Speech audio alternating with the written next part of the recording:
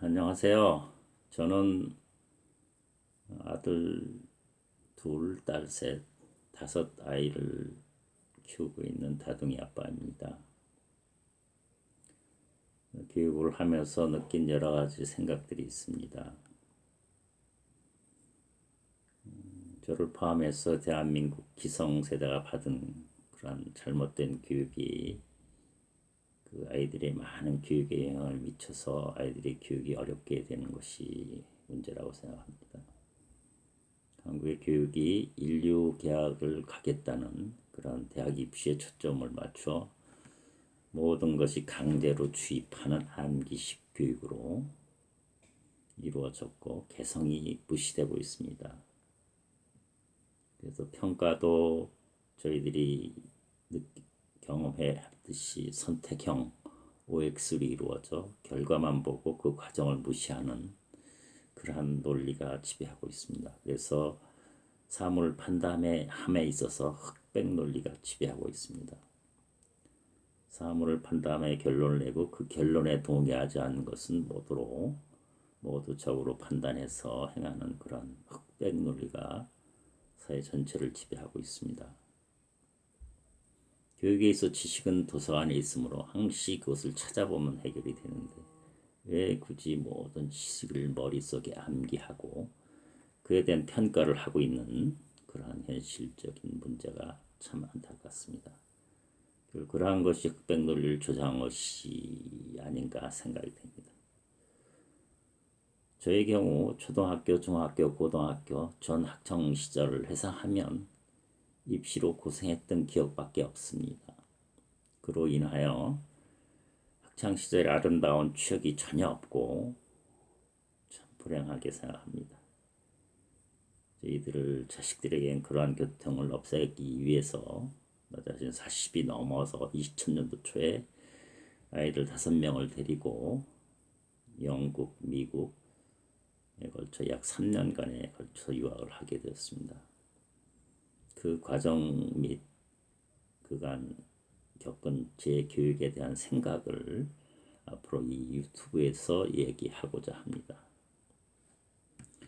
그러면 처음에 어떻게 유학을 하게 되었느냐?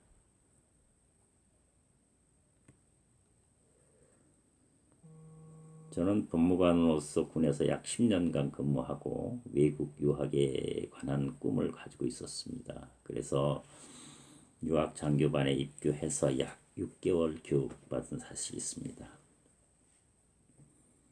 그 영어 교육은 독해 및 이해가 아닌 듣기와 말하기 위주의 제가 옛날에 경험하지 못했던 그러한 교육이었습니다. 그래서 그 교육을 마치고 나서 토플 550 정도를 맞을 수 있는 성적을 유지하게 되었습니다. 그런데 그때 가기로 했던 미 법무관 학교에 유학을 가지 못하고 전역을 하게 되었습니다. 그래서 군에서 10년간 전역 근무한 후 전역하고 변호사로서 개업을 해서 약 7년간 일을 하다 보니 일주일 단위가 다람쥐 쳇바퀴 돌던 그러한 생활의 단조로움에 빠져 있고 매일 재판기 일에 쫓겨서 살다 보니 나 자신의 삶에 대해서 매너리즘에 빠져 무척 힘든 나날을 보내게 되었습니다. 이제 친구 중에 치과에서 개업하던 친구가 있었는데 그 친구가 문을 닫고 영국에 유학을 해서 학문을 하는 것을 보았습니다. 그래서 그 친구의 학문에 대한 열정을 보고 저도 가족 동반 겸 유학을 보내고 그동안에 그 힘들었던 시간을 정리하는 그런 안식년을 가져야겠다는 생각을 가지게 되었습니다. 그래서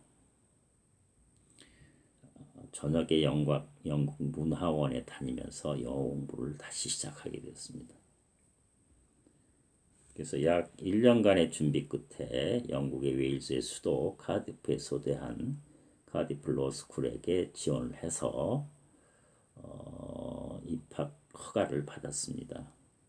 그리고 그리고 사무실은 법무법인을 만들고 있었기에 젊은 변호사한테 제가 진행 중인 사건을 맡겨놓고 제가 살던 집은 전세를 주고 그 전세 보증금으로 유학을 해야겠다 이런 결심을 하게 되었던 것입니다. 그때 당시에 2000년대 7월 달이었는데 아이들이 넷째, 다섯째는 유치원에 다니고 있었고 첫째, 둘째, 셋째는 초등학교에 다니고 있었습니다. 그래서 애들에 관해서는 특별히 뭐 영어 공부를 시킨다든가 뭐 그런 준비가 없이 그냥 출국 준비를 했습니다. 가장 중요한 것은 집을 구하는 건데 그것은 인터넷을 통해서 카디프에서 공부하고 목회 활동을 하고 계시는 목사님을 알게 되었고 그 목사님한테 집을 알아보도록 부탁을 했고 이삿짐을 다 싸고 그리고 한국에서 운행하던 아스트로벤이라는 7인승 승합차가 있습니다. 그럼 저희 가족이 7명이 탈 수 있는 차량입니다. 그래서 그 차의 회사가 GM인데 GM이 영국에도 있다고 해서 서비스가 가능하겠다 해서 그 밴과 짐을 다 같이 이제 해외 이사센터로 짐을 붙였습니다.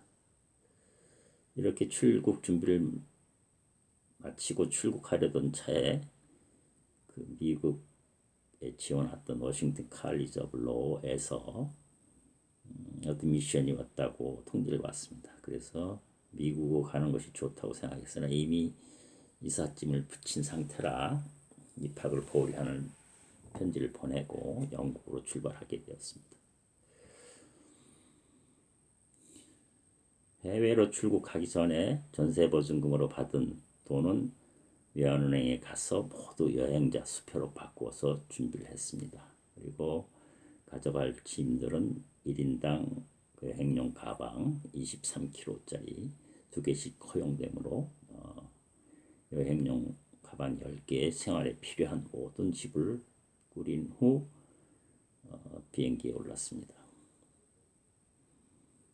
여정은 네덜란드 헤이그에 도착해서 카디프로 가는 프로펠러 비행기로 환승해서 카디프 공항에 도착했습니다. 카디프 공항은 시골 분위기가 나고 입국 심사관도 아주 자상한 인상을 가지고 있어 별로 까다롭지 않게 입국 절차를 마쳤습니다. 나중에 알고 보면 그 입국 심사관이 입국을 허용하느냐 안 하느냐 최종 결정 권한을 갖고 있기 때문에 그 런던이나 기타 그러한 공항에서는 입국 절차가 굉장히 까다롭다는 얘기를 들었는데 그곳에서는 까다롭지 않게 입국 절차를 마칠 수가 있었습니다. 공항에는 그 목사님 부부가 마중을 나와서 짐을 10개를 모두 싣고 목사님 부부가 마련해준 집으로 가서 짐을 풀고 그 목사님 부부와 같이 그 집에 가서 식사를 하고 첫날을 맞이하게 됐습니다. 그 당시 영국은 썸머 타임이 실시되고 있었고 위도가 높은 지역이라 밤 10시가 넘었는데도 해가 지지 않아서 원했습니다. 제가 임차한 집은 단독 주택으로서 디태치드 하우스라고 2층으로 되어 있고 1층은 거실, 부엌, 식당 이렇게 구성되어 있고 2층은 침실 3개로 되어 있습니다. 주택 앞에 작은 정원이 있었고 뒤에도 정원이 있는 그런 아름다운 집이었습니다. 그 집주인은 제가 입학한 그 카디프 법과 대학의 교수로서 프랑스 대학의 교환 교수로 일하고 있었기 때문에 임대를 하고 했던 겁니다. 그래서 그 집에는 바로 생활에 필요한 집기 및 비품이 다 있어서 힘들지 않게 영국 생활을 시작할 수가 있었습니다. 영국에 거주하기 위해서 가장 필요한 것은 은행 계좌를 개설하는 일입니다. 그래서 저를 도와줬던 목사님의 도움을 받아서 바클레이 은행에 가서 가져온 여행자 수표를 모두 입금하여 계좌를 개설했고 수표 책과 현금 카드를 발급받아서 바로 생활을 할 수 있게 되었습니다. 그 다음에 전화 개설을 하고 전화망을 이용한 인터넷을 설치하고 그렇게 진행을 했고요. 그 다음 날 이사를 한 다음 날에 이웃집에 살고 있던 부부가 화분을 가지고 와서 이사 온 우리 가족들한테 환영하는 인사를 나누게 되었습니다. 이렇게 40대 초반 중년인 제가 영국에서 5아이를 저와 함께 키우면서 공부하면서 키우는 생활하는 이야기를 계속하도록 하겠습니다.